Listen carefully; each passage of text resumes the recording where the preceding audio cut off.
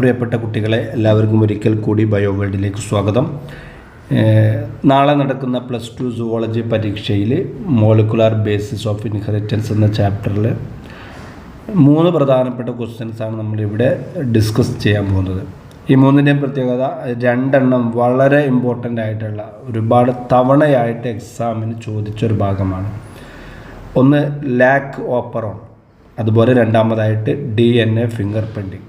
ഇത് രണ്ടുമായി ബന്ധപ്പെട്ട ഒത്തിരി ക്വസ്റ്റ്യൻസ് എല്ലാ വർഷങ്ങളിലുമായിട്ട് റിപ്പീറ്റഡ് ആയിട്ട് എക്സാമിന് വരാറുണ്ട്. അതുകൊണ്ട് വളരെ ശ്രദ്ധയോടുകൂടി പഠിക്കുക.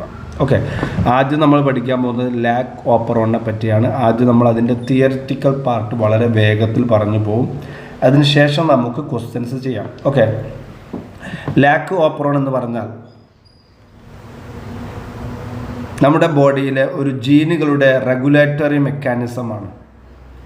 എന്ന് പറഞ്ഞാൽ നമ്മുടെ ബോഡിയിലുള്ള എല്ലാ ജീനുകളും എല്ലാ സമയത്തും പ്രവർത്തിക്കേണ്ട ആവശ്യമില്ല. ചില സമയത്ത് ജീനുകൾ എന്ത് ചെയ്യേണ്ടി വരും? ഇനാക്റ്റീവായിട്ട് ഓഫായി കിടക്കേണ്ടി വരും. സോ എപ്പോഴാണ് ഒരു ജീൻ ആക്റ്റീവ് ആവേണ്ടത് എന്ന് മനസ്സിലാക്കി ആ സമയത്ത് മാത്രം ആക്റ്റീവ് ആയാൽ മതിയാവും. ഇതിനെ എക്സ്പ്ലെയിൻ ചെയ്യുന്ന ഒരു എക്സാമ്പിളാണ് എന്ത്? ലാക്ക് ഓപ്പറോൺ എന്ന് വിളിക്കുന്നത്. ഇവിടെ ലാക്ക് എന്നതുകൊണ്ട് ഉദ്ദേശിക്കുന്നത് ലാക്ടോസ് ആണ്. Okay, lactose is A food material. Lactose ഒരു ഫുഡ് മെറ്റീരിയലാണ്. നമ്മുടെ പാലിലൊക്കെ കാണപ്പെടുന്ന ഒരു മെറ്റീരിയലാണ്, ഒരു ന്യൂട്രിയൻ്റാണ് ലാക്ടോസ്.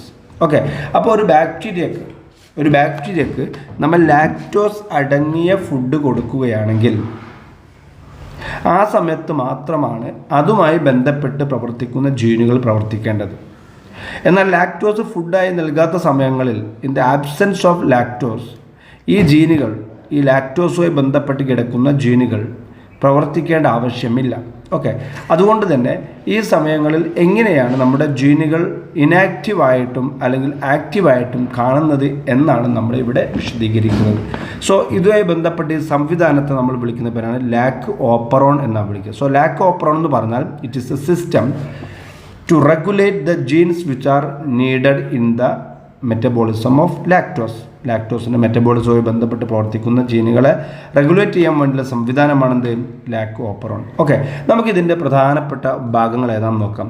ഇവിടെ ഏറ്റവും പ്രധാനപ്പെട്ട ഒരു ഭാഗമാണ് ഈ ZYA എന്ന് വിളിക്കുന്നത്. ഈ 3 ആൾക്കാരെ നമ്മൾ വിളിക്കുന്ന പേരാണ് സ്ട്രക്ചറൽ ജീൻ എന്നാണ് നമ്മൾ വിളിക്കുക. എന്താ വിളിക്കുക? Structural gene. ലാക്ക് ഓപ്പറോണിൻ്റെ ഒരു ഭാഗമാണ് ഈ സ്ട്രക്ചറൽ ജീൻ. ഈ സ്ട്രക്ചറൽ ജീൻ എന്ന് പറഞ്ഞാൽ ZYA എന്നീ 3 ആളുകളാണ്. ഇതിൽ Z എന്ന് പറഞ്ഞാൽ ബീറ്റ ഗാലക്ടോസിഡേസ് എന്ന എൻസൈം ഉൽപ്പാദിപ്പിക്കാൻ വേണ്ടി സഹായിക്കുന്ന ജീൻ ആണ്. ഓക്കെ, Z എന്ന് പറഞ്ഞതാണ് ബീറ്റ ഗാലക്ടോസിഡേസ്. ഇതൊരു എൻസൈമാണ്. എൻസൈം എന്ന് പറഞ്ഞാൽ പ്രോട്ടീനാണ്. ഇത് നിർമ്മിക്കാൻ വേണ്ടി സഹായിക്കുന്ന ജീനാണെന്ത്? Z എന്ന് വിളിക്കുന്നത്.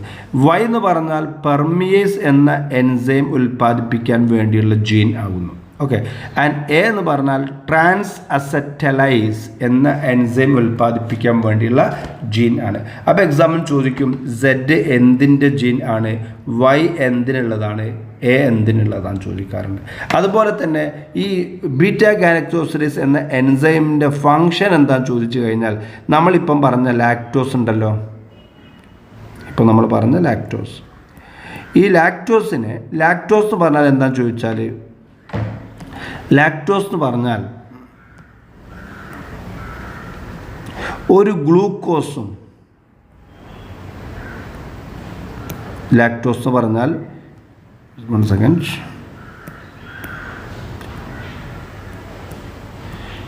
ഒരു ഗ്ലൂക്കോസും ഒരു ഗാലക്ടോസും ചേർന്ന ഒരു ഡൈസാക്കറൈഡ് ആണെന്ത്? Lactose. So lactose is made up of glucose and galactose.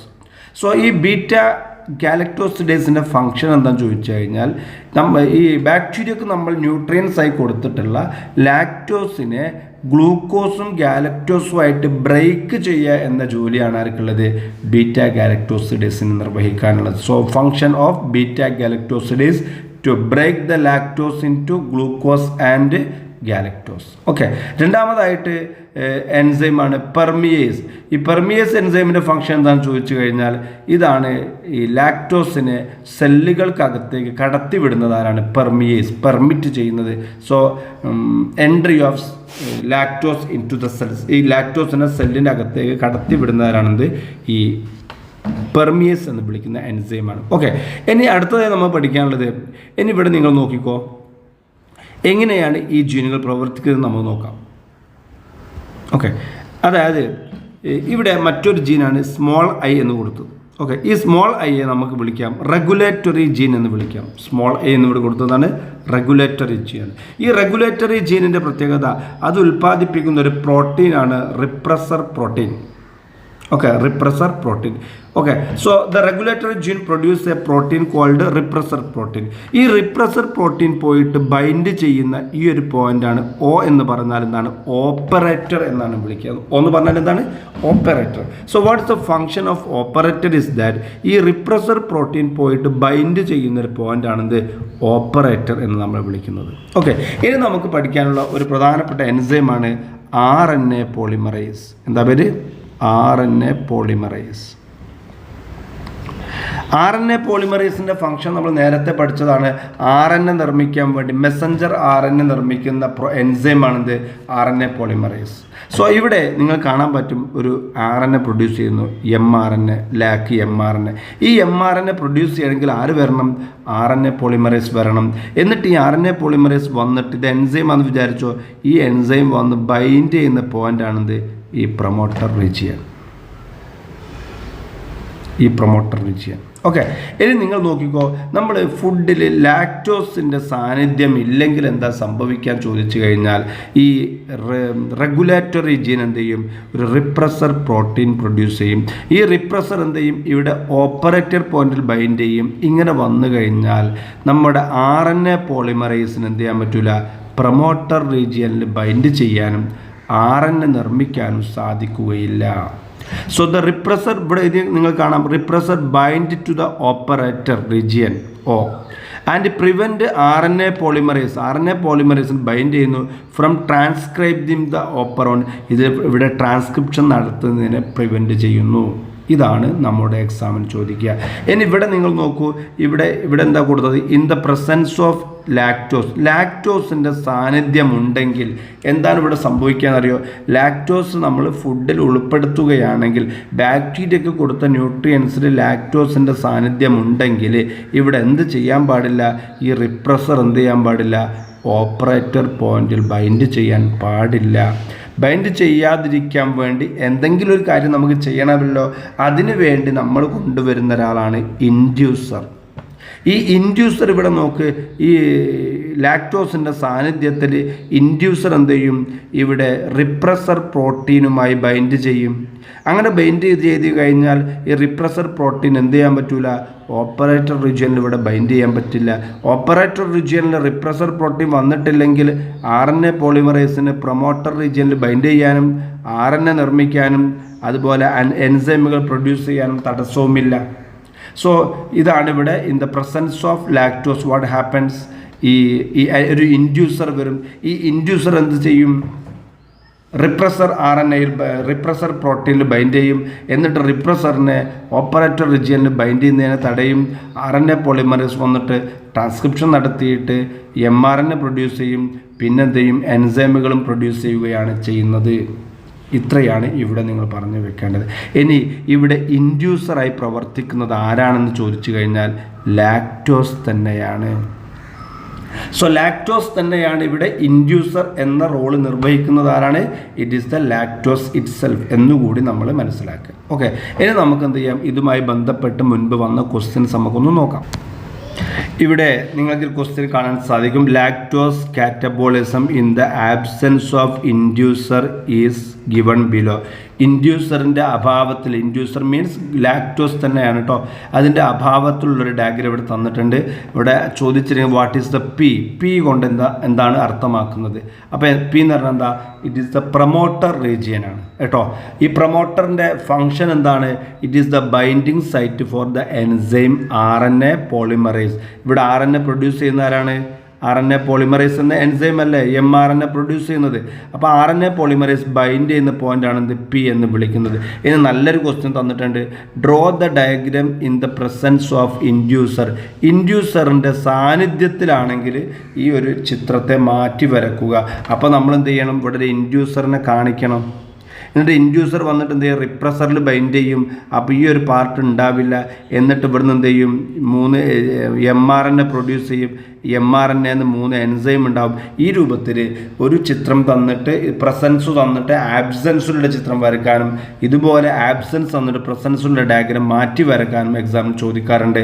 Right the enzymes produced by ZYA. സെഡും വൈയും എയും പ്രൊഡ്യൂസ് ചെയ്യുന്ന എൻസൈമുകളുടെ പേര് എഴുതാൻ പറയാറുണ്ട്. സെഡ് എന്താണ്? Beta galactosidase. വൈ എന്താണ്? Trans acetylase. എ എന്താണ്? വൈ പെർമിയേസ് ആണ്. എ ട്രാൻസ് അസറ്റലൈസ് ആണ്. ഓക്കെ, അപ്പോൾ അങ്ങനെ ക്വസ്റ്റ്യൻസ് പല തവണയായിട്ട് വന്നിട്ടുണ്ട്. ഇതേ സംഭവം ഇതിവിടെ തന്നിട്ടുണ്ട്. Identify the diagram. ഈ ഡയഗ്രാം എന്താണ്? അപ്പോൾ നമ്മൾ എന്ത് എഴുതണം? It is the diagram of lac operon അല്ലേ? Name the enzyme ABC. A എന്താണ്? ബി എന്താണ്? സി എന്താണ്? എ എന്താണ്? ബീറ്റാ ഗാലക്ടോസിഡേസ് ആണ്. ബി പെർമിയേസ് ആണ്. സി ട്രാൻസ് അസറ്റലൈസ് ആണ്. മുൻപ് വന്ന ക്വസ്റ്റ്യൻ ആണ്. 2 മാർക്കിൻ്റെ ക്വസ്റ്റ്യൻ നേരത്തെ. ഇതേ ക്വസ്റ്റ്യൻ തന്നെ 2018 വന്നത് നിങ്ങൾ നോക്കൂ. എന്താണ് ABCD? എന്ന് പറഞ്ഞാൽ റെഗുലേറ്ററി ജീനാണ്. ബി എന്ന് പറഞ്ഞാൽ ബി എന്താണ്? ബീറ്റാ ഗാലക്ടോസിഡേസിൻ്റെ ജീൻസ് ആണ്. സി പെർമിയേസ് ആണ്. ഡി ട്രാൻസ് അസറ്റലൈസ് ആണ്. നേരത്തെ ചോദിച്ച ക്വസ്റ്റ്യൻ ആണ്, പ്രത്യേകം ശ്രദ്ധിക്കുക. ഓക്കെ, അതേപോലെ തന്നെ 2013 വന്നൊരു ക്വസ്റ്റ്യൻ ഇവിടെ കൊടുത്തിട്ടുണ്ട്. Read draw the figure and ലാബിൾ the parts numbered 1 to 6. 1 മുതൽ 6 വരെയുള്ള ഭാഗങ്ങളെ അടയാളപ്പെടുത്താൻ. ഇവിടെ ഒന്നെന്താണ്? റിപ്രസർ RNA ആണ്. 2 beta galactosidase. 3 permease. 4 trans അസറ്റലൈസ്. 5 inducer. 6 എന്താ? Regulatory gene. നല്ലൊരു ക്വസ്റ്റ്യൻ ആയിട്ട് ഇവിടെ വന്നിട്ടുണ്ട്. ഓക്കെ, അപ്പോൾ ഇത്രയാണ് ഈ ഒരു ടോപ്പിക്ക് നമുക്ക് ക്വസ്റ്റ്യൻസ് എക്സ്പെക്റ്റ് ചെയ്യാൻ സാധിക്കുക. ഓക്കെ, ഇനി അടുത്തതായി നമുക്ക് പഠിക്കാനുള്ളത് DNA ഫിംഗർ പ്രിൻറ്റിംഗ് എന്ന ടോപ്പിക്കാണ്. DNA finger printing. DNA finger പ്രിൻറ്റിങ്ങിൻ്റെ ഏറ്റവും സിമ്പിളായിട്ട് ചോദിക്കുന്ന ഭാഗങ്ങൾ ആദ്യം പറയാം. DNA ഫിംഗർ പ്രിൻറ്റിംഗ് എക്സ്പ്ലെയിൻ ചെയ്ത സയൻറ്റിസ്റ്റിൻ്റെ പേരാണ് അലക് ജെഫ്രി. അലക് ജെഫ്രിൻ്റെ പേര് ഇവിടെ ഉണ്ട്. അലക് ജെഫ്രി എന്ന് വിളിക്കുന്ന സയൻറ്റിസ്റ്റാണ് DNA ഫിംഗർ പ്രിൻറ്റിംഗ് ആദ്യമായിട്ട് നമുക്ക് കോൺട്രിബ്യൂട്ട് ചെയ്തത്. ഓക്കെ, 1 മാർക്ക് ക്വസ്റ്റ്യൻ ആയിട്ട് അദ്ദേഹത്തിൻ്റെ പേര് പലപ്പോഴേ ചോദിച്ചിട്ടുണ്ട്. അതുപോലെ തന്നെ DNA ഫിംഗർ പ്രിൻറ്റിൻ്റെ പ്രധാനപ്പെട്ട ആപ്ലിക്കേഷൻസ് നമ്മൾ പഠിക്കാനുണ്ട്. നമുക്ക് പിന്നെ പറയാം. ഓക്കെ, അതുപോലെ തന്നെ DNA ഫിംഗർ പ്രിൻറ്റിങ്ങിൻ്റെ പ്രിൻസിപ്പിൾ ചോദിക്കാറുണ്ട്. നമ്മുടെ DNAയിലുള്ള VNTR എന്ന് വിളിക്കുന്ന ഭാഗമുണ്ട്. ഇതിൻ്റെ ഫുൾ ഫോം ചോദിക്കാറുണ്ട്. Variable number tandem repeats. ഇവിടെ കൊടുത്തിട്ടുണ്ട്. വേരിയബിൾ നമ്പർ ടാൻഡം റിപ്പീറ്റ്സ് എന്ന് വിളിക്കുന്ന VNTRകളാണ് DNA ഫിംഗർ പ്രിൻറ്റിങ്ങിനായിട്ട് നമ്മൾ ഉപയോഗപ്പെടുത്തുന്നത്. ഈ വേരിയബിൾ നമ്പർ ഓഫ് ടാൻഡം റിപ്പീറ്റ്സിൽ ഒരുപാട് വേരിയേഷൻസ് വ്യക്തികളിൽ നിന്നും വ്യക്തികളിലോട്ട് പോകുന്ന സമയത്ത് നമുക്ക് കാണാൻ സാധിക്കും.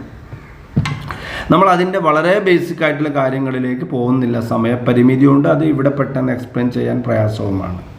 ഈ VNTRകൾ റിപ്പീറ്റിംഗ് സീക്വൻസുകളാണെന്ന് മനസ്സിലാക്കുക. റിപ്പീറ്റിംഗ് സീക്വൻസ് എന്ന് പറഞ്ഞാൽ എന്താണ്? ആവർത്തിക്കുന്ന സീക്വൻസുകളാണ് നമ്മുടെ DNAയിൽ. ഉദാഹരണമായിട്ട് GACC ഇങ്ങനെ ഏതെങ്കിലും ഒരു DNA സീക്വൻസ് പലതവണ റിപ്പീറ്റ് ചെയ്ത് കാണിക്കുകയാണെങ്കിൽ അവരെ വിളിക്കുന്ന പേരാണ് റിപ്പീറ്റേറ്റീവ് സീക്വൻസുകൾ. ഇത്തരം റിപ്പീറ്റേറ്റീവ് സീക്വൻസുകളിലെ ഒരു വിഭാഗമാണ് വേരിയബിൾ നമ്പർ ടാൻഡം റിപ്പീറ്റ്സ്. ഈ VNTRകളെ ഉപയോഗപ്പെടുത്തിക്കൊണ്ടാണ് നമ്മൾ DNA ടെസ്റ്റ് നടത്താറുള്ളത്. നമ്മളതിൻ്റെ വളരെ ഫണ്ടമെൻ്റൽ പ്രധാനപ്പെട്ട പോയിന്റ് മാത്രമേ പറയുന്നുള്ളൂ കേട്ടോ. സോ DNA ഫിംഗർ പ്രിൻറ്റിങ്ങിൻ്റെ ഉപജ്ഞാതാവ് ആരാണെന്ന് ചോദിച്ചു കഴിഞ്ഞാൽ അത് എഴുതണം. അതുപോലെ തന്നെ VNTR എന്ന് പറഞ്ഞാൽ വേരിയബിൾ നമ്പർ ടാൻഡം റിപ്പീറ്റ്സ് എന്നതാണ് ഇതിൻ്റെ ഫുൾ ഫോം ചോദിക്കാറുണ്ട്. VNTRകൾ ഉപയോഗപ്പെടുത്തിക്കൊണ്ടാണ് നമ്മൾ DNA ഫിംഗർ പ്രിൻറ്റിംഗ് ഡെവലപ്പ് ചെയ്യാറുള്ളത്. ഓക്കെ, ഇനി DNA ഫിംഗർ പ്രിൻറ്റിങ്ങിൻ്റെ ഏറ്റവും പ്രധാനപ്പെട്ട സ്റ്റെപ്സുകൾ ഒരുപാട് തവണയായിട്ട് വന്നിട്ടുണ്ട്. DNA ഫിംഗർ പ്രിൻറ്റ് നടത്തണമെങ്കിൽ ആദ്യം നമുക്ക് എന്ത് കിട്ടണം? DNA കിട്ടണമല്ലോ. അപ്പോൾ DNA കിട്ടണം അല്ലേ? എന്തിനാ DNA ഫിംഗർ പ്രിൻറ്റിൻ്റെ അപ്ലിക്കേഷൻസ് എന്തെല്ലാണ്? ഒന്ന് പാരൻ്റൽ ഡിസ്പ്യൂട്ടിന് കറക്റ്റ് ചെയ്യാൻ വേണ്ടി എന്ന് പറഞ്ഞാൽ ചോദിക്കാറുണ്ട്, എക്സാമിൽ ചോദിക്കാറുണ്ട് DNA ഫിംഗർ പ്രിൻറ്റിങ്ങിൻ്റെ അപ്ലിക്കേഷൻ. ഒന്ന് പാരൻ്റൽ ഡിസ്പ്യൂട്ട്, ഒരു കുഞ്ഞിൻ്റെ പാരൻ്റ് ആരാണ് എന്ന് സംശയമുണ്ടെങ്കിൽ അതിനെ തിരിച്ചറിയാൻ വേണ്ടി. രണ്ടാമത്തെ ആപ്ലിക്കേഷനാണ് ഫോറൻസിക് പർപ്പസ്. കുറ്റാന്വേഷണത്തിൽ ഒരു ക്രൈം ചെയ്ത ആൾ ആരാണെന്ന് ഉറപ്പ് വരുത്താൻ വേണ്ടി, അതല്ലെങ്കിൽ മരണപ്പെട്ട ഒരാൾ അദ്ദേഹത്തിൻ്റെ ശരീരഭാഗങ്ങൾ വികൃതമായിട്ടുണ്ടെങ്കിൽ ആ ആളെ തിരിച്ചറിയാൻ വേണ്ടി ഫോറൻസിക് പർപ്പസിന് വേണ്ടി നമ്മൾ ഉപയോഗപ്പെടുത്താറുണ്ട്. ഓക്കെ, ഇത്രയും നിങ്ങൾ എഴുതിയാൽ മതിയാവും. ഇനി നമുക്ക് ഏറ്റവും പ്രധാനപ്പെട്ടത് DNA ഫിംഗർ പ്രിൻറ്റിങ്ങിൻ്റെ പ്രധാനപ്പെട്ട സ്റ്റെപ്പുകളാണ്. ഒന്നാമത്തത് എന്താണെന്നറിയോ? DNA ഐസോലേറ്റ് ചെയ്യലാണ്, DNA സെപ്പറേറ്റ് ചെയ്യലാണ് സ്റ്റെപ്പ് 1 എന്ന് നമ്മൾ പറയാനുള്ളത്. So step 1 is isolation of the DNA. Okay, ഇവിടെ കൊടുത്തിട്ടുണ്ട്. രണ്ടാമത്തെ എന്താണെന്നറിയോ? ഈ നമ്മൾ ഐസോലേറ്റ് ചെയ്ത വലിയ DNA ഉണ്ടാവുമല്ലോ കുട്ടികളെ, ആ DNA ചെറിയ ഫ്രാഗ്മെൻറ്റുകളാക്കിയിട്ട് ഇതാണ് ഒരാളുടെ DNA. ഈ DNA എന്ത് ചെയ്യുന്നു? നമ്മൾ ഫ്രാഗ്മെൻറ്റുകളാക്കുന്നു, ഇതിനെ ഒരുപാട് പീസുകളാക്കി നമ്മൾ കട്ട് ചെയ്യുന്നു.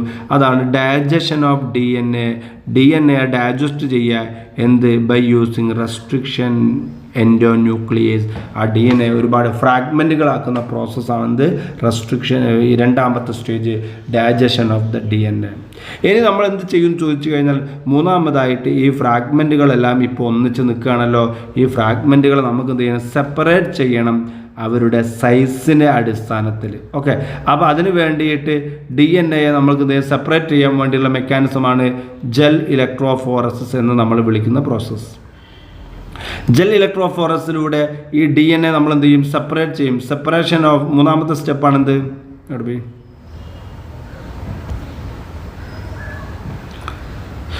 DNA ഫിംഗർ പ്രിൻറ്റിങ് മൂന്നാമത്തെ സ്റ്റെപ്പാണ് separation of DNA fragments by electrophoresis. DNA ഫ്രാഗ്മെൻറ്റുകളെ ഇലക്ട്രോഫോറസ് നടത്തിക്കഴിഞ്ഞാൽ DNAയുടെ ഫ്രാഗ്മെൻറ്റുകൾ എന്ത് ചെയ്യാൻ പറ്റും? നമുക്ക് അവരുടെ സൈസിൻ്റെ അടിസ്ഥാനത്തിൽ വലുപ്പം നോക്കിയിട്ട് എന്ത് ചെയ്യാൻ പറ്റും? നമുക്ക് വേർതിരിച്ചെടുക്കാൻ സാധിക്കും. ഓക്കെ, അതാണ് മൂന്നാമത്തെ സ്റ്റെപ്പ്. ഇതിന് ശേഷം ഈ DNA ഫ്രാഗ്മെൻറ്റുകളെ നമ്മൾ എന്ത് ചെയ്യും? ഒരു സിന്തറ്റിക് ആയിട്ടുള്ള മെംബ്രെയിനിലോട്ട് ട്രാൻസ്ഫർ ചെയ്യും. ഉദാഹരണമായിട്ട് നൈട്രോസെല്ലുലോസ് അല്ലെങ്കിൽ നൈലോൺ ഷീറ്റിലേക്ക് ഇങ്ങനെ സെപ്പറേറ്റ് ചെയ്ത ഫ്രാഗ്മെൻറ്റുകളെ നമ്മൾ എന്ത് ചെയ്യും? ട്രാൻസ്ഫർ ചെയ്യും. എന്നിട്ട് ഈ ഓരോ ഫ്രാഗ്മെൻറ്റുകളെ നമ്മൾ എന്ത് ചെയ്യും? നൈട്രോസെല്ലുലോസിൻ്റെ അല്ലെങ്കിൽ നൈലോൺ ഷീറ്റിലോട്ട് ട്രാൻസ്ഫർ ചെയ്യുകയും അതിനുശേഷം ഇത്തരം DNAയുടെ ഓരോ ഫ്രാഗ്മെൻറ്റുകളെയും VNTR പ്രോബുകളുമായിട്ട് നമ്മൾ ഹൈബ്രിഡൈസ് ചെയ്യും. എന്ത് ചെയ്യും? VNTR പ്രോബുകളുമായിട്ട് നമ്മൾ ഹൈബ്രിഡൈസ് ചെയ്യും. അങ്ങനെ ഹൈബ്രിഡൈസ് ചെയ്ത് കഴിഞ്ഞാൽ നമുക്ക് എന്ത് ലഭിക്കും? അതിൻ്റെ ഹൈബ്രിഡൈസ്ഡ് ഫോം നമുക്ക് ലഭിക്കും. നമ്മൾ അതിൻ്റെ വളരെ ഡീറ്റെയിൽസിലോട്ട് പോകുന്നില്ല. അതുപോലെ തന്നെ ഇതിന് ശേഷം ഇങ്ങനെ ഹൈബ്രിഡൈസ് ചെയ്ത ഫ്രാഗ്മെൻറ്റുകളെ നമ്മൾ എന്ത് ചെയ്യും? ഓട്ടോ റേഡിയോഗ്രഫി വഴി എന്ത് ചെയ്യും? ഐഡൻറ്റിഫൈ ചെയ്യുകയും ചെയ്യും. അങ്ങനെ ചെയ്തു കഴിഞ്ഞാൽ നമുക്ക് DNAയുടെ ഫിംഗർ പ്രിൻറ്റ് ലഭിക്കും. ആ DNA ഫിംഗർ പ്രിൻറ്റ് ഉപയോഗപ്പെടുത്തി നമുക്ക് എന്ത് ചെയ്യുക? നമ്മൾ നേരത്തെ പറഞ്ഞ ആപ്ലിക്കേഷൻസൊക്കെ നമുക്ക് ചെയ്യാൻ സാധിക്കും. അപ്പോൾ ഇതിൻ്റെ 6 സ്റ്റെപ്പുകളുണ്ട്. ആ സ്റ്റെപ്പ് നിർബന്ധമായിട്ട് നിങ്ങൾ ക്രമത്തിൽ തെറ്റാതെ പഠിച്ചിരിക്കണം. കാരണം ഈ സ്റ്റെപ്സ് എല്ലാം തന്നിട്ട് അതിനെ ഓർഡറിൽ നിങ്ങളോട് എഴുതാൻ പറയാറുണ്ട്. അപ്പോൾ ഓർഡർ തെറ്റാൻ പാടില്ല. ഓക്കെ, അപ്പോൾ അത് പ്രത്യേകമായിട്ട് റിവൈസ് ചെയ്ത് വീണ്ടും ചൊല്ലിയോ എങ്ങനെങ്കിലും നിങ്ങൾ പഠിച്ചെടുക്കുക. അത് മിക്കവാറും എക്സാമിന് നമുക്ക് പ്രതീക്ഷിക്കാവുന്നതാണ്. ഓക്കെ, ഇനി ഒരു DNA ഫിംഗർ പ്രിൻറ്റുമായി ബന്ധപ്പെട്ട ചോദ്യങ്ങൾ 22 വന്നൊരു ക്വസ്റ്റ്യനാണ്. DNA ഫിംഗർ പ്രിൻറ്റിങ്ങിൻ്റെ സ്റ്റെപ്സ് തന്നിട്ടുണ്ട്. അതിൽ ABC 3 നമ്മോട് ഫില്ല് ചെയ്യാൻ പറഞ്ഞിട്ടുണ്ട്. അതിൽ ആദ്യത്തെ step isolation of the DNA ഇവിടെ കൊടുത്തിട്ടുണ്ട്. അപ്പോൾ നമ്മൾ രണ്ടാമത്തെ സ്റ്റെപ്പ് എത്തണം. അതാണ് ഫ്രാഗ്മെൻറ്റേഷൻ അല്ലെങ്കിൽ digestion of DNA into fragments അല്ലേ. അതുപോലെ തന്നെ മൂന്നാമത്തെ B എന്ന സ്റ്റേജ് കൊടുത്തിട്ടുണ്ട്. അവിടെ നമ്മൾ എഴുതേണ്ടത് separation of fragments by using gel electrophoresis. അതുപോലെ തന്നെ ഇവിടെ അടുത്ത സ്റ്റെപ്പ് ഇവിടെ കൊടുത്തിട്ടുണ്ട്. C വരുന്നത് എന്താണ്? ഹൈബ്രിഡൈസേഷൻ വിത്ത് ലാബിൾഡ് VNTR പ്രോബ്. അപ്പോൾ ഈ 4 പോയിന്റ്സ് എഴുതി എയും ബിയും സി എഴുതി കഴിഞ്ഞാൽ നിങ്ങൾക്ക് എന്ത് കിട്ടും? 2 മാർക്ക് ലഭിക്കും, അല്ലെങ്കിൽ 1.5 മാർക്ക് ലഭിക്കും. അതുപോലെ write any 2 application of DNA finger പ്രിൻറ്റിൽ ഏതെങ്കിലും 2 ആപ്ലിക്കേഷൻ എഴുതാൻ പറയുന്നുണ്ട്. അത് എഴുതി കഴിഞ്ഞാൽ നിങ്ങൾക്ക് അതിൻ്റെ വീണ്ടും മാർക്ക് കിട്ടും. 3 മാർക്കിൻ്റെ ക്വസ്റ്റ്യനാണ് വന്നത്. ഇതേ സെയിം ക്വസ്റ്റ്യൻ 2020 എക്സാമിൽ ചോദിച്ചിട്ടുണ്ട്. DNA ഫിംഗർ പ്രിൻറ്റിങ്ങിൻ്റെ ഡിഫറെൻറ്റ് സ്റ്റെപ്സ് ഇവിടെ 1-2 സ്റ്റെപ്പുകൾ നിങ്ങളോട് ഫില്ല് ചെയ്യാൻ പറഞ്ഞിട്ടുണ്ട്. അതുകൂടാതെ DNA ഫിംഗർ പ്രിൻറ്റിംഗ് ഡെവലപ്പ് ചെയ്ത സയൻറ്റിസ്റ്റിൻ്റെ പേര് ചോദിച്ചിട്ടുണ്ട്. Write the full form of VNTR full form ചോദിച്ചിട്ടുണ്ട്. Variable number tandem repeats.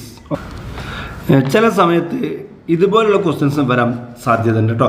അതായത് ഇവിടെ കൊടുത്തിരിക്കുന്നത് 3 സാമ്പിളിലുള്ള DNA ടെസ്റ്റിൻ്റെ റിസൾട്ടാണ്. ഇതിൽ സി എന്ന് പറയുന്നത് എന്താണ്? ക്രൈം നടന്ന സ്ഥലത്തുള്ള DNA ടെസ്റ്റിൻ്റെ റിസൾട്ടാണ്.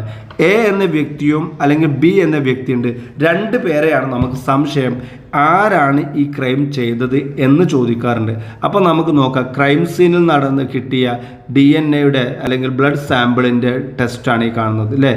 ഇനി ഇതുമായിട്ട് സാമ്യത ഒന്ന് ഇവിടെ എ ഉണ്ട് അല്ലേ, 1 എ ആണത്, ഇത് ബി ആണ്. ഇതിൽ ഏറ്റവും സിമിലറായി കാണുന്നത് ഇതാണ്. ഇതുമായിട്ടാണ് സിമിലാരിറ്റി കൂടുതൽ. ഇങ്ങനെ വന്നു കഴിഞ്ഞാൽ നിങ്ങൾ എക്സാമിന് നോക്കുക, ക്രൈം സീനുമായിട്ട് ഏറ്റവും സിമിലർ ആയിട്ടുള്ള DNA ഫിംഗർ പ്രിൻറ്റിങ് ആരുടേതാണോ അയാളാണ് സസ്പെക്റ്റഡ് പേഴ്സൺ എന്ന് എഴുതിയാൽ മതിയാവും. Okay. And write any other use of DNA fingerprint ഏതെങ്കിലും മറ്റു 2 യൂസസും ചോദിച്ചിട്ടുണ്ട്. മുൻപ് വന്ന ക്വസ്റ്റ്യൻസ് ആണ്. ഇത്തരത്തിലുള്ള ക്വസ്റ്റ്യൻ നമുക്ക് എപ്പോഴും എക്സ്പെക്റ്റ് ചെയ്യാവുന്നതാണ്. നന്നായിട്ട് പ്രിപ്പയർ ചെയ്യുക. ഇനി നമുക്ക് വേറെ ക്വസ്റ്റ്യൻ ഉണ്ടോ നോക്കാം. ഓക്കെ, ഇത്രയാണ് ഈ സമീപ വർഷങ്ങളിൽ വന്ന ക്വസ്റ്റ്യൻസ്. അത് DNA ഫിംഗർ പ്രിൻറ്റുമായി ബന്ധപ്പെട്ട ഇത്രയും ക്വസ്റ്റ്യൻസ് നമുക്ക് എക്സ്പെക്റ്റ് ചെയ്യാവുന്നതാണ്. നന്നായിട്ട് ഉഷാറായിട്ട് പഠിക്കുക.